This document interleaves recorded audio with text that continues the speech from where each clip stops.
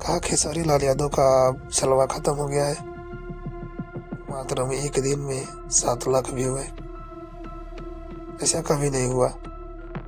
3-4 गाने इस होली में बहुत बड़े बड़े फ्लॉप हुए हैं।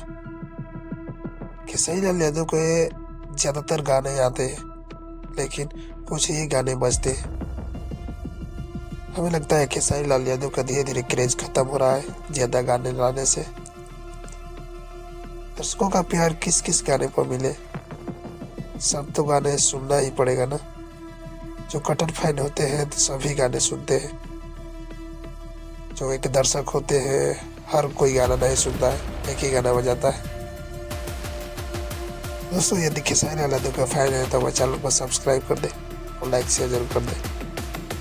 बता दें कि हर गाना एवरेज रहा, कोई ब्लॉकबस्टर नहीं हुआ होली सॉन्ग। और बेहतरीन गाना कह सकते हैं, ये भी बेहतरीन ही गाना था, तभी ये फ्लॉप हो गया। लेकिन यह गाना एक ब्लॉकबस्टर साबित होगा बाद में जाकर, अभी नहीं। खेसारी लाल यादव के स्टारडम गिर रहा है।